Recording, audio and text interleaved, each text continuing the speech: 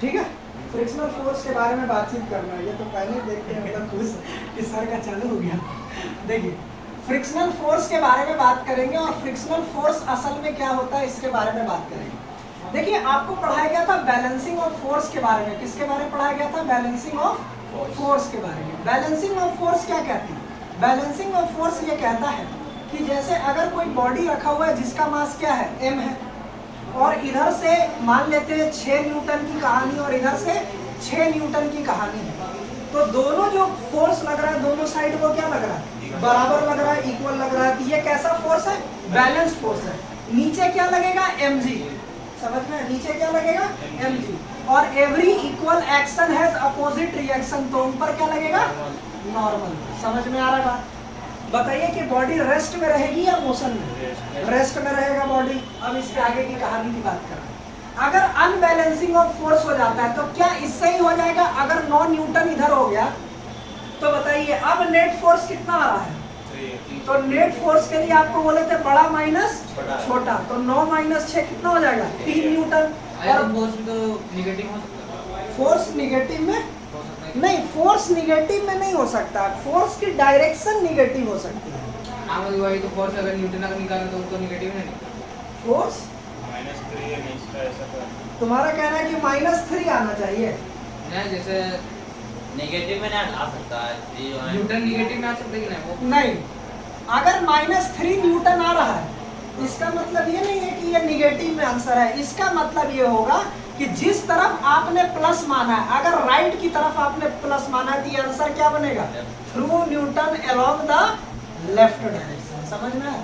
ये जो माइनस है असल में कोई वैल्यू नहीं है, क्योंकि फोर्स कैसा क्वांटिटी है? वेक्टर क्वांटिटी है, और वेक्टर क्वांटिटी क्या बताता है? डायरेक्शन।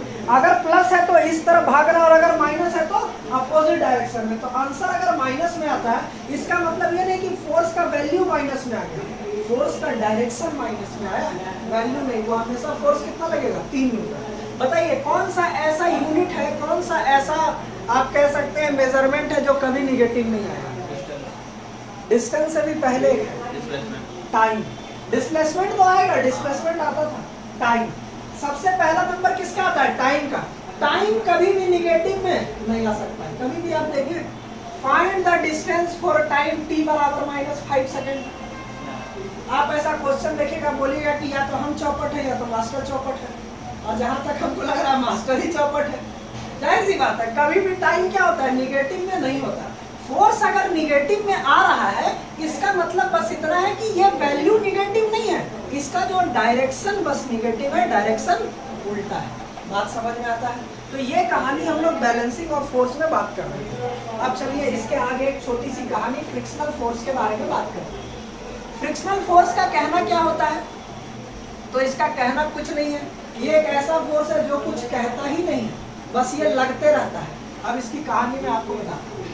जैसे मान लीजिए कि ये है 100 केजी का कोई सामान, ठीक है, ये बॉक्स है 100 केजी का, ठीक। और आर्यन भाई पूरा हॉर्लिक्स स्पीकर आया है आज, कि मतलब आज तो एकदम बाहुबली वाला म्यूजिक बजेगा, और ये लग गया कि आज तो एकदम कर देना है 100 केजी ऐसे हमको ला देना। बताइए बॉडी मूव करेगा कि नहीं करेगा? नहीं करेगा, नहीं करेगा।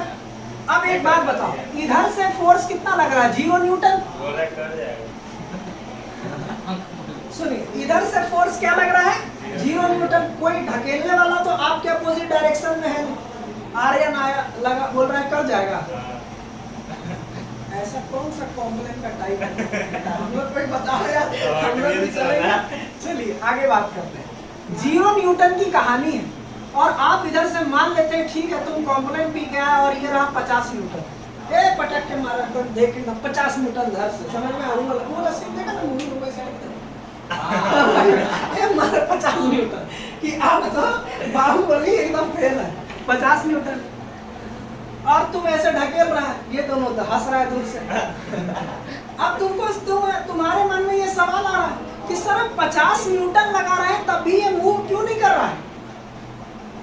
असल में फ्रिक्शनल फोर्स का जो जनरेशन होता है वो बस इसलिए होता है क्योंकि ये जो बॉडी का सरफेस है ये जमीन के सरफेस से किसमें है? कांटेक्ट में। सबसे पहले ये समझिए कांटेक्ट। अगर आप जमीन से कोई चीज उठा लेते हैं तो फ्रिक्शनल फोर्स उसी समय खत्म हो जाता है। समझ में आ रहा है बात? अगर जमीन पर रखा हुआ है तो फ्रिक्शनल फोर्स लगेगा। अब आगे बात करते हैं। अगर ये जमीन पर रखा हुआ है तो इसका मतलब क्या है कि frictional force is a type of contact force. बताइए, ग्रेविटेशनल फोर्स कांटेक्ट फोर्स है क्या? नहीं, नहीं भाई, उसको लगने के लिए कांटेक्ट की जरूरत है। अगर आप बॉल को ऊपर फेंकते तब भी वो अपने नीचे गिर जाता है। क्यों? क्योंकि उसके लिए कांटेक्ट की जरूरत नहीं है, वो नॉन कांटेक्ट फोर्स है। समझ में आ रहा है बात? लेकिन ये कांटेक्ट फोर्स है। अगर आप जमीन से उठा दीजिएगा उस सामान को तो फ्रिक्शनल फोर्स कितना हो जाएगा? 0। और जब तक जमीन पे है तब तक उस पर फ्रिक्शनल फोर्स लगता रहेगा। अब सवाल ये है कि सर इधर से तो कोई धकेल नहीं रहा, कोई काला जादू तो किया नहीं है। समझ रहे बात को? कोई काला जादू नहीं किया, हम इधर से ढकेल रहे हैं, दो दोस्त हंस रहे हैं, समझ में नहीं आ रहा क्या हो रहा है। कहानी ये है कि जब बॉडी सरफेस के कांटेक्ट में आती है तो जब आप इसको माइक्रोस्कोपिक लेवल पे बात कीजिएगा तो असल में ये कैसा होता है? हर सरफेस अपने आप में क्या होता है? रफ सरफेस होता है। तो ये बॉडी का सरफेस हो गया और ये जमीन का सरफेस हो गया। समझ में आ रहा है? जब आप इसको चलाना चाहते हैं तो इसमें एक तरह से आपको लॉक देखने को मिलता है। समझ में आ रहा है? अगर ये हल्का सा खसकेगा तो क्या ये आके यहाँ पे सेट हो जाएगा? समझ? क्या ये लॉक पोजीशन में आ गया? अब लॉक पोजीशन को आपको आगे बढ़ाना होगा।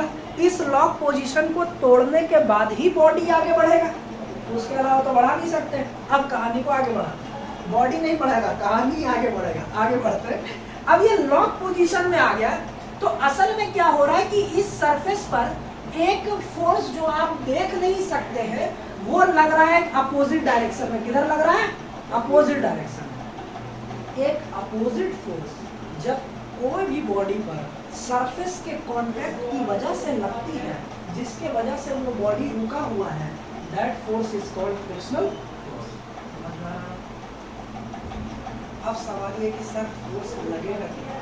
ये तो सब हटा देगा कि देखो एक चीज रखा हुआ है, उसको ढकेलना है, ढकला नहीं रहा, इधर से फ्रिक्शनल फोर्स लगा, बात खत्म। लेकिन आप कहीं पूछे कि सर कितना लगेगा तो मास्टर क्या कहेगा? कल मिलता है, हम आपको बताएंगे। देखिए क्या, एक बात तो आप मानते हैं कि सर अगर सरफेस अलग अलग होगा तो फ्रिक्शनल फोर्स अलग अलग होगा। तो ये बात है कि सरफेस का क्वालिटी पे डिपेंड करता है कि फ्रिक्शनल फोर्स कितना होगा। जिस क्वालिटी की आप बात करते हैं उसको हम लोग असल में बोलते हैं फ्रिक्शनल कोफिशिएंट। क्या बोला जाता है? Frictional coefficient. देखिए इसके बारे में आपको ज़्यादा दिमाग लगाने की ज़रूरत नहीं है, मैं बस छोटी सी बात ये कह रहा हूँ कि आप इस बात को मानते हैं ना कि सर सरफेस अलग अलग होगा। जैसे अगर वही बॉडी है और उसके लिए सरफेस अलग अलग रख दें तो जाहिर सी बात है फ्रिक्शनल फोर्स अलग अलग काम करेगा। ये तो आप मान रहे हैं। यानी जमीन का सरफेस कैसा इस बात पे भी डिपेंड करता है। अगर कोई सामान आप बालू में रख दीजिए, साइकिल को देख लीजिए, साइकिल को जब आप बालू में चलाते हैं तो हालत खराब हो जाता है, गिट्टी पे चलाते हैं तो हालत खराब हो जाता है। इसका मतलब साइकिल का टायर जिस सरफेस के कांटेक्ट में आ रहा है वहाँ फ्रिक्शनल फोर्स क्या लग रहा है? अलग अलग लग रहा है। तो सरफेस अलग होने से फ्रिक्शन भी क्या लगता है? अलग लगता है। ये जो सरफेस की जो क्वालिटी है उसी क्वालिटी को एक नाम दे दिया गया, क्या? Frictional coefficient. समझ में? जैसे हर वायर का रेजिस्टेंस अलग होता है उसी तरह हर सरफेस का फ्रिक्शनल कोएफिशिएंट क्या होता है? अलग। सबसे पहला तो सरफेस पे डिपेंड करेगा, दूसरा इस बात पे डिपेंड करेगा कि आप फोर्स कितना ज्यादा लगा है। समझ में आ रहा है बात? जैसे कि एग्जांपल, ये आदमी कितना लगा रहा है? 50 मिनट। ये औरत कितना लगा रहा है? फ्रिक्शनल फोर्स कितना लगा रहा है? तो अब देखिए, अगर ये फ्रिक्शनल फोर्स मान लेते हैं 40 न्यूटन है तो बॉडी मूव कर जाएगी। अगर ये फ्रिक्शनल फोर्स 60 न्यूटन है तो इस बंदे को वापस जिम जाना पड़ेगा। जाहिर सी बात है 10 न्यूटन और लगाने के लिए। अच्छा एक चीज और देखिए, अगर ये 60 न्यूटन लगा रहा है और फ्रिक्शनल फोर्स भी 60 न्यूटन लग रहा है तो क्या बॉडी मूव करेगा? क्या नहीं करेगा। यानी कि अगर बॉडी को मूव कराना है तो फ्रिक्शनल फोर्स से ज्यादा फोर्स लगाना है। 60.1 भी लग जाएगा ना तो चल जाएगा। क्या बोलो? हाँ वही बोलने वाले। 60.5 भी लग जाएगा तो बॉडी क्या होगी? चल जाएगी।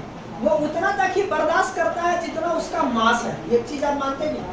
हल्का बॉडी है उसको इस सरफेस पे घसका के ले जाना आसान है, लेकिन अगर भारी मास का बॉडी है तो इस सरफेस पे घसका के ले जाना उसको मुश्किल है। यानी कि फ्रिक्शनल फोर्स और किस पे डिपेंड करता है?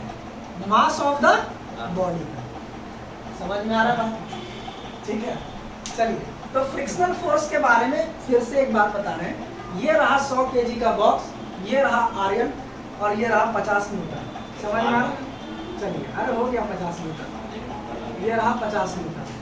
और असल में बॉडी का कांटेक्ट में होना जरूरी है। अगर कांटेक्ट में नहीं है तो फ्रिक्शनल फोर्स काम नहीं करेगा। तो सबसे पहला पॉइंट होता है कि फ्रिक्शनल फोर्स किस तरह का फोर्स है?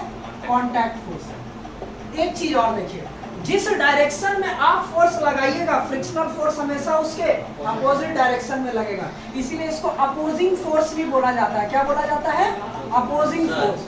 हाँ, 100 kg है उसमें चक्कर लगा लेंगे तो हाँ तो फ्रिक्शन कम हो जाएगा, लेकिन फिर भी आप देखिए कि अगर आप चक्का भी लगाते हैं तब भी आपको फोर्स लगाना पड़ रहा है। यानी कि उस चक्के में जहां कांटेक्ट हो गया सरफेस से फ्रिक्शन लगेगा, कम लगे ज्यादा लगे, आपको बॉडी हल्का लगे या भारी महसूस हो, फ्रिक्शन तो लगेगा ही लगेगा जहां कांटेक्ट होगा। समझ में? जाहिर सी बात है। और देखिए यही वजह तो है कि जब आप बॉडी को ऐसे ले जाते हैं घुमा घुमा कर तो बहुत मेहनत करनी पड़ेगी, और उसके बाद फिर अगर आप इसको ऐसे कर देते हैं, देखिए कैसे कैसे, अगर आप इसको ऐसे काट कर ऐसे कर देते हैं, बताओ अब मेहनत इसको कम लगेगा ले जाने में, इस तरह से घुमा कर। अब एक आदमी आया, उसने कहा कि भाई एक काम करो ऐसे करो, अब तो और आसान हो गया। क्यों हो गया? देखो बता, जब शुरुआत में ऐसा था तो ज्यादा सरफेस से कांटेक्ट था। देख रहे बात? तो ज्यादा सरफेस से कांटेक्ट था। क्या बोलना चाह रहे हो व्यक्ति, जरा सा बताओ तो हमको। चाइनीज में बोला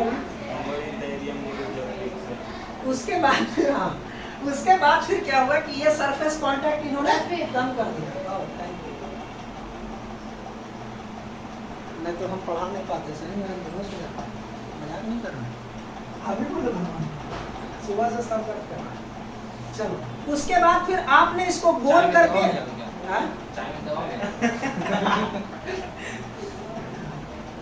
दवा पानी साथ में। अब देखिए क्या कांटेक्ट बिल्कुल मिनिमम हो गया। समझ रहे मेरी बात को? अब ऐसा नहीं है कि इसको करने के चक्कर में ऐसा कर देना कि sir this is the least contact. तब तो ये तो ठीक है, यहाँ से तो ये मुड़ जाएगा, लेकिन जब ये धड़ाम से गिरेगा ना तब तो तुम करते रह जाएगा खेल। सोचिए अगर ये गिरेगा तो बॉडी कुछ इस कंडीशन में आ जाएगी। क्या आप उठाओ कैसे उठाएगा? तो उतना ही करना है जितना में फ्रिक्शन क्या लगे, मिनिमम लगे। आपका एक सवाल हो सकता है, सर क्या फ्रिक्शन जीरो हो सकता है? कभी नहीं। फ्रिक्शन मिनिमम हो सकता है लेकिन जीरो कभी भी नहीं हो सकता। जीरो फ्रिक्शन अगर आपको करना है तो आपको उसको सरफेस से कॉन्टैक्टलेस बनाना। समझ में आ रहा है बात? आमतौर पे ये कहा जाता है कि सबसे ज़्यादा तेज चलने वाली जो कार होगी वो उड़ने वाली कार होगी। ये एक साइंस में डेफिनेशन क्यों है? क्योंकि जब तक उसका सरफेस से कांटेक्ट रहेगा तब तक फ्रिक्शन लगेगा। जैसे ही वो एलिवेट होकर हवा में उड़ने लगेगा तो उसका फ्रिक्शन सबसे कम हो जाएगा। और यही वजह है कि जहाज का स्पीड सबसे ज़्यादा, यही वजह है कि आप जल्दी पहुंचते नहीं, जैसे गाड़ी होता है वो घूर के नहीं चल जाता, जहाज जाए डिस्प्लेसमेंट। इस बात को भी हम मानते हैं, लेकिन अगर आप बुलेट ट्रेन की बात, बुलेट ट्रेन कॉन्टैक्टलेस है, आपको मालूम होना चाहिए है ना, उसमें चक्का नहीं है, वो तो electric magnetic effect of current पे चल रहा है, उसमें चक्का नहीं है, उसमें गैप है। समझ में? तो इसीलिए उतना रफ्तार है उसके पास, इसीलिए उतना रफ्तार है क्योंकि उसने फोर्स ऑफ फ्रिक्शन को उन्होंने लगभग जीरो ही कर दिया। अच्छा तो पटरी से इधर क्यों जाता? पटरी से इधर उधर क्यों नहीं जाता? साइड में असल में जब आप मैग्नेटिक इफेक्ट ऑफ करंट पड़ेगा तो इसको हम बोलते हैं इलेक्ट्रोमैग्नेटिक इंडक्शन।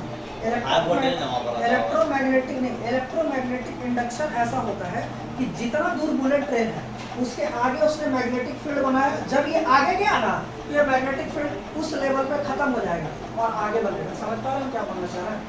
कि जैसे ये है, इसको आगे खींचना है तो ये रेल पर मैग्नेटिक फील्ड बन रहा है तो ये आगे खींचा है, तो जब यहाँ पर आता है ना तो यहाँ पर जो मैग्नेटिक फील्ड बना था वो बंद हो जाता है। तो आगे नीचे नहीं गिर जाएगा तो उसका जो बोगी है ये वाला वो नहीं गिर नहीं, वो इसमें नहीं गिरता है क्योंकि असल में वो मैग्नेटिक इफेक्ट का जो पोल बना हुआ होता है, नॉर्थ पोल और साउथ पोल, उसको मेंटेन करता है। समझा? उसका जब आप पूरा का पूरा उसके पीछे का साइंस पढ़िएगा तो आराम से 40-50 क्लास लग जाएंगे। 40-50 बिल्कुल क्लास बोल रहा है, बिल्कुल लग जाएंगे। सब कुछ है उसमें। एरोडायनामिक्स पढ़ना है, एयर फ्रिक्शन पढ़ना है, वेट बैलेंस पढ़ना है, सेंटर ऑफ मास पढ़ना है उसको समझने के लिए। जापान का चीज है भाई, मजाक नहीं है। और आप लोग जानते हैं कि जापान कितना दिमाग लगा है। सब बौना बौना होता है लेकिन तेज बहुत होता है। देखते हो ऐसा बौना बौना लेकिन तेज बहुत है। चलिए इसके बारे में बात आगे बढ़ाते हैं। तो असल में फ्रिक्शन अपोजिंग फोर्स है और ये जिस डायरेक्शन में लगाया जाता है उसके अपोजिट लगता है। अब देखो एक चीज और, आर्यन ने सोचा कि दोस्त बहुत हंस रहे हैं, ये बंदा इधर गया और बोला इधर से लगा दूंगा 50 न्यूटन, है ना। अब लगा रहा है, क्या कर रहा है वो समझ नहीं। 50 न्यूटन अब लग रहा था कि ठेला, तो 50 न्यूटन लगा रहा है। चलिए जो ऐसा ही है। ले भाई तू तो ऐसा ही खुश रहा है। अब तो ठीक है। हाँ सही है। कलाकार है। बैग डाल दीजिए।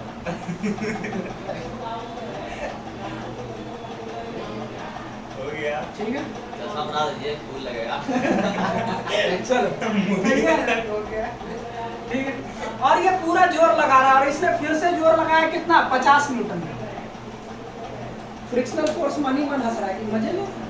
तुम सोच रहा है कि फ्रिक्शनल फोर्स इधर से लग रहा है तो हम जाके इधर से क्यों ना मार दे सर। जितना देर में तुम जाओगे ये भाई साहब उल्टा पलट के आपको उल्टा इधर से लगने लगेंगे। अब दोनों 50 न्यूटन लगा दिए तो दोनों तरफ से जीवन करेगा।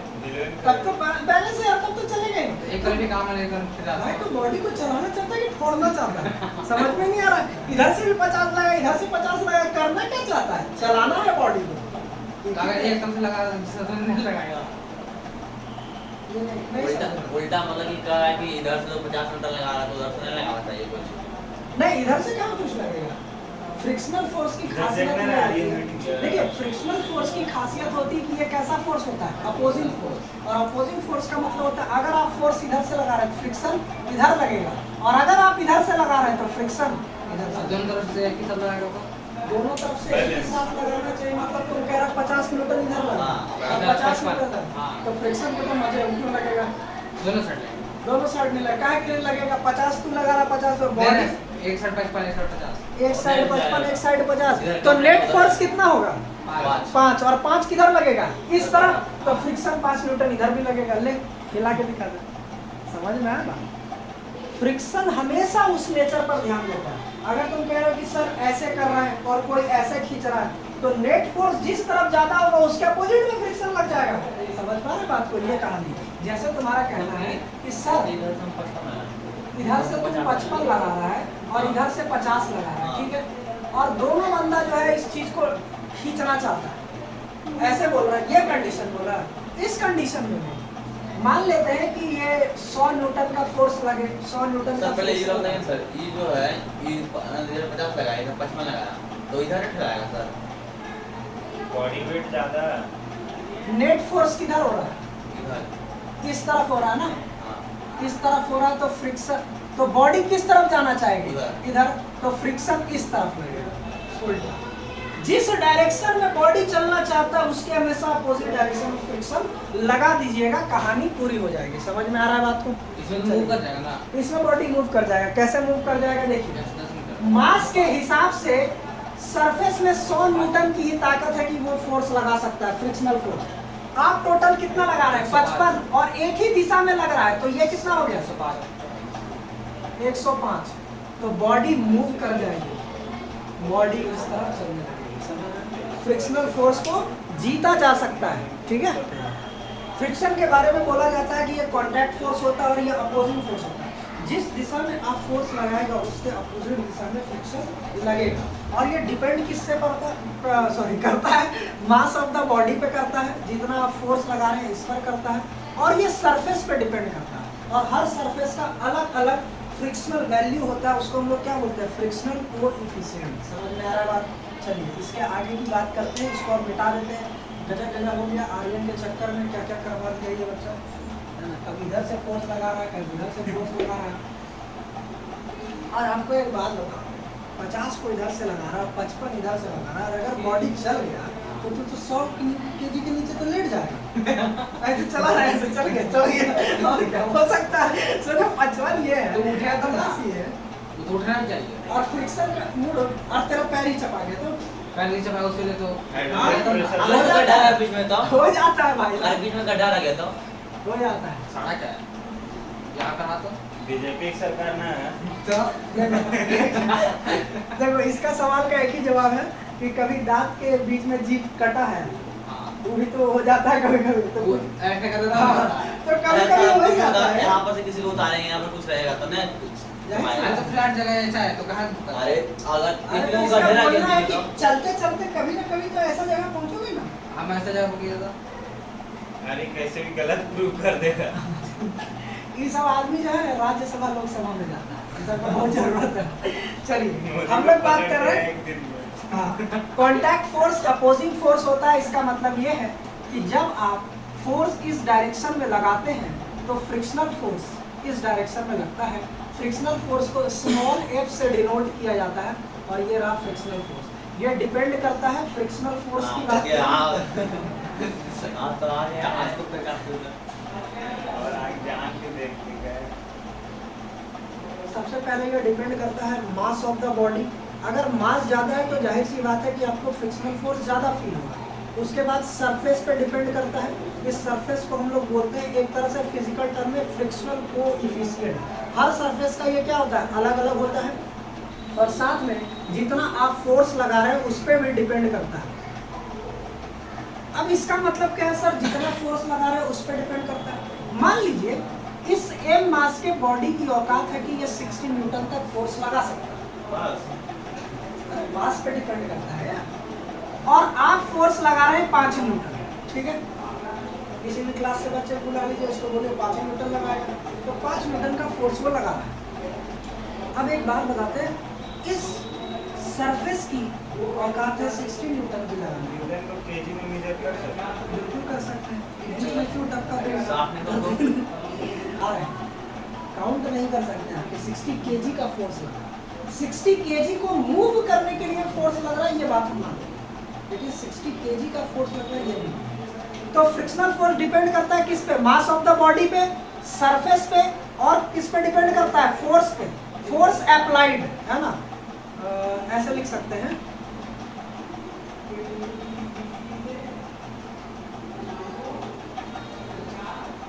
समझ में आया बात। अगर 5 न्यूटन फोर्स लगा रहे तो वो 5 ही देगा, उसको जरूरत नहीं है, वो आपको वैल्यू नहीं देता है। आप 5 लगा रहे हो 5 ही लगाएगा। कोई 10 वाला आया तो फ्रिक्शनल फोर्स आजा 10 भी लगाएंगे। कोई 20 वाला आया अब तो होगा दंगल, तो उधर से भी 20 लगा रहा है। 30 वाला आया, 40 वाला आया, 50 आया, अब सबने मिलकर तय किया सब मिलकर लगाएंगे, तो 65 न्यूटन लगा दिया। तो 65 न्यूटन लगा देगा तो लास्ट फ्रिक्शनल फोर्स जो लगेगा वो कितना लगेगा, 60। उससे ज्यादा बढ़ नहीं सकता, समझ में। वो बढ़ता चला जाएगा लेकिन उसके ज्यादा बढ़ नहीं सकता। फ्रिक्शनल फोर्स का भी ग्राफ बनता है भाई साहब, दिमाग हिल जाएगा। मतलब देवना नहीं ये होता है फ्रिक्शन। इसके बारे में बात नहीं करेंगे। इतना दूर होता है स्टैटिक फ्रिक्शन और इतना दूर होता है काइनेटिक फ्रिक्शन। जैसे देखिए ये है अप्लाइड फोर्स और ये है फ्रिक्शनल फोर्स। आप जब 10 न्यूटन लगा रहे हैं तो वो भी कितना लगाएगा, 10। आप मान लीजिए 30 लगा रहे हैं तो वो भी कितना लगाएगा, 30। अब देखिए इस पोजीशन पर ये एकदम ब्रेकिंग पॉइंट है। मान लीजिए यहाँ पर आप 60 लगा रहे हैं तो मैक्सिमम ये कितना लगा सकता है, 60। अब आपने 70 कर दिया लेकिन फिर भी ये कितना लगता रहेगा, सॉरी ऐसा रहेगा, फिर भी अब कितना लगता रहेगा, 60। ये है ग्राफ। नेट फ्रिक्शन नहीं, लास्ट फ्रिक्शन जो होता है वो 60 होता है। समझ में आया बात। इसको लिख लीजिए, यही कहानी है फ्रिक्शनल फोर्स के बारे में। फटाफट लिखो और इसको सर बिल्कुल यही पूछने के लिए रुका हुआ था।